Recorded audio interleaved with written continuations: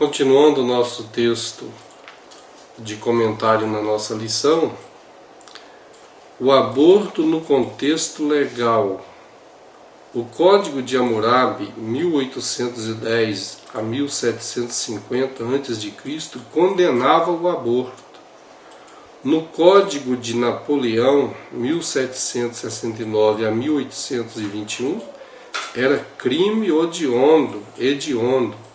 No Código Criminal do Império no Brasil, em 1830, era proibido.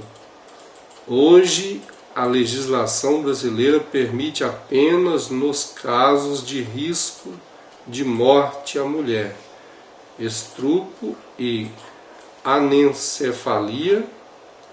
Nos demais casos, o aborto ainda é crime. Artigo 124 da CPI. No entanto, no Congresso Nacional, projetos de lei tramitam com a proposta de legalizá-lo em qualquer caso.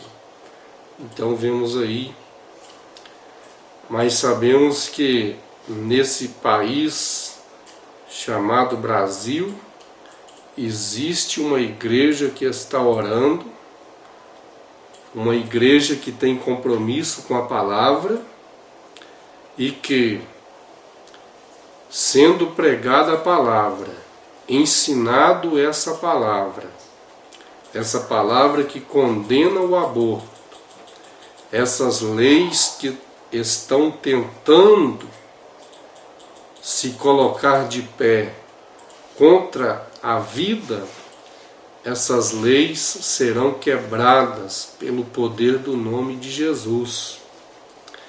O terceiro item, conceito bíblico de aborto. Na lei mosaica, provocar a interrupção da gravidez de uma mulher era tratado como ato criminoso. Está em Êxodo capítulo 21, versículo 22 e 23, que diz assim: se alguns homens pelejarem e ferirem uma mulher grávida e forem causa de aborto, porém se não houver morte, certamente aquele que feriu será multado conforme o que lhe impuser o marido da mulher, e pagará diante dos juízes. Então essa era a palavra que Deus deu para Israel. E Israel deveria passar isso para o mundo, como sendo eles uma nação sacerdotal. Quando Deus deu uma palavra para Israel como um mandamento, o projeto de Deus era que essa palavra revelada para Israel passasse como regras de vida e normas para as demais nações. No sexto mandamento, o homem foi proibido de matar. Está em Êxodo 20, versículo 13, que fala ali, o sexto mandamento, não matarás. Por que encaixou no posicionamento do sexto mandamento e justamente a ordenança não matarás? Porque no sexto dia o homem foi criado, foi formado, foi dado a ele o sopro da vida pela boca de Deus, do Todo-Poderoso Criador. Então, sendo no sexto dia a formação do homem, então Moisés teve o cuidado de colocar no sexto mandamento esse mandamento que é um zelo pela vida. Então vemos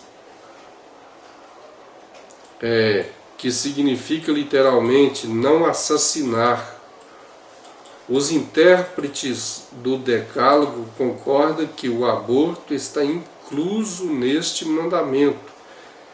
Assim, quem mata o embrião ou o feto peca contra Deus e contra o próximo. O aborto na história da Igreja. O quarto item, o aborto na história da Igreja. O ensino dos 10 apóstolos, século I, chamado de Didaquê, condena o aborto. Não matarás o embrião por aborto e não farás perecer o recém-nascido. Didaquê, capítulo 2, versículo 2. O apologista Tertuliano, em 150 a 220, ensinou que a morte de um embrião tem a mesma gravidade do assassinato de uma pessoa já nascida e que impedir o nascimento é um homicídio antecipado. O polemista Agostinho, em 354 a 430 depois de Cristo, e o teólogo Tomás de Aquino, em 1225 a 1274, consideravam pecado grave interromper a gestação e o desenvolvimento da vida humana. Então podemos observar que os escritos primitivos, a Didaquê, aqui informada pelo comentário, era uma parte escriturística, mas que não foi unida ao cânon sagrado. E diz que essa parte da história bíblica, ou seja, essa parte das escrituras ou deste livro, deste trabalho chamado Didaquê, ele esteve perdido por aproximadamente 1000 anos e ele foi encontrado por um homem chamado Brênius. Então, quando observaram sobre o que estava escrito nesse livro, na Didaquê, estava falando sobre as formas dos trabalhos da igreja primitiva, as formas eclesiásticas e formas dos ensinamentos apostólicos, aquela palavra que eles receberam de Cristo. Então algumas normas estavam ali na Didaquê.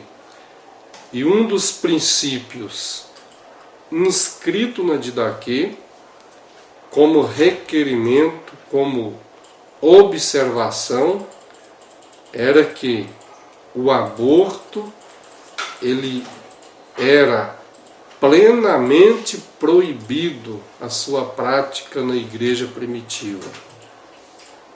Então vemos alguns que também condenaram o aborto, que era Agostinho, Tomás de Aquino, e assim nós vamos continuando aqui.